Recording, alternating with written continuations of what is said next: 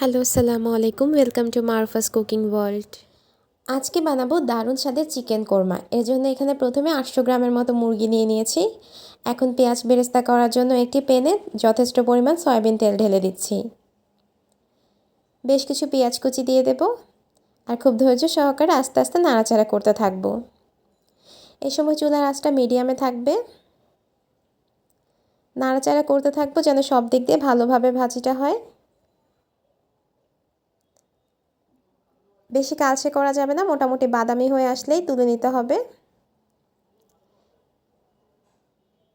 এখানে আমরা কিছুটা দুধ বানিয়ে নিচ্ছি পাউডার দুধ দিয়ে।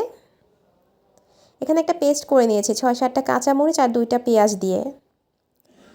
এখন আমরা পেঁয়াজ ভাজার তেলটা দিয়েই রান্নাটা করব, যার জন্য এখানে 2টা লং, 2টা এলাচ এবং 2টা দারচিনি সহ তেজপাতা দিয়ে নিলাম। হালকা নাড়াচাড়া করছি ফ্লেভারটা আসার জন্য। এরপর কিছুটা পেঁয়াজ কুচি দিয়ে দিচ্ছি। এখন নাড়াচাড়া করে রসুন বাটা 3 চা চামচ এবং আদা বাটা 2.5 চামচের মতো দিয়ে নিচ্ছি। এটাকেও আমরা তেলের উপর একটু নাড়াচাড়া করে নেব যেন স্মেলটা চলে যায়।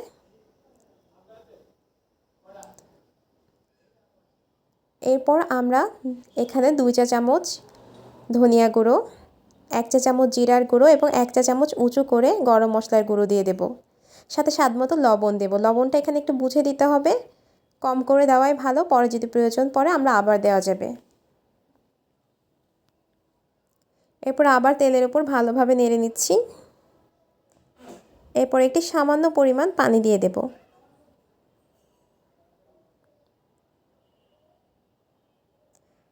মশলাটা আসলে যত ভালো হবে ততই টেস্ট বাড়বে, তাই মশলাটা খুব ধৈর্য সহকারে আস্তে আস্তে কষিয়ে নিতে হবে।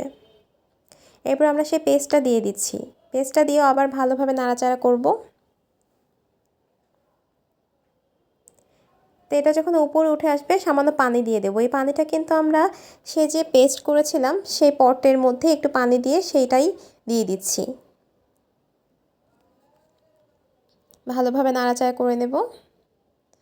তেল যখন উপরে উঠে আসবে তখন সামান্য পরিমাণ দুধ দিয়ে দিচ্ছি।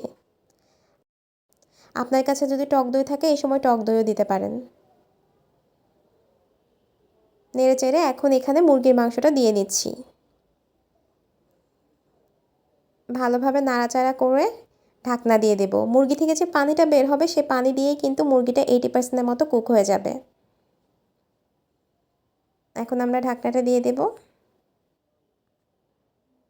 এই যে দেখেন মুরগি থেকে পানি বের হচ্ছে, আর বেশ কিছু পানি বের হবে আর সেটা দিয়ে কিন্তু কুক হয়ে যাবে।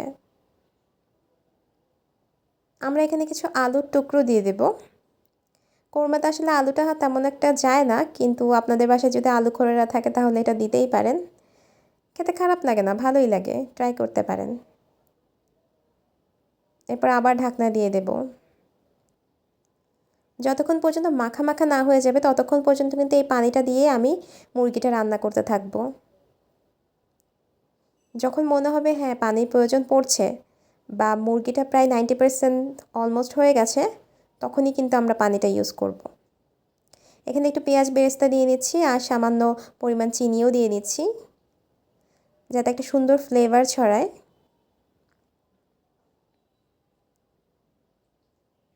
এখন আবার নাড়াচাড়া করে দেব।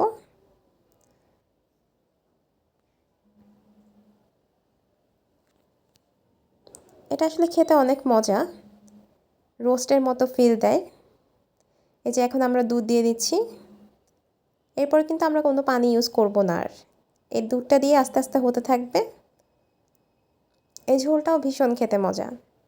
বাস হয়ে গেল আমাদের দারুণ স্বাদের চিকেন কোরমা। একবার বাসায় ট্রাই করতে পারেন, অবশ্যই ভালো লাগবে। যদি ভালো লাগে রেসিপিটা অবশ্যই সাবস্ক্রাইব করবেন। ধন্যবাদ সবাইকে।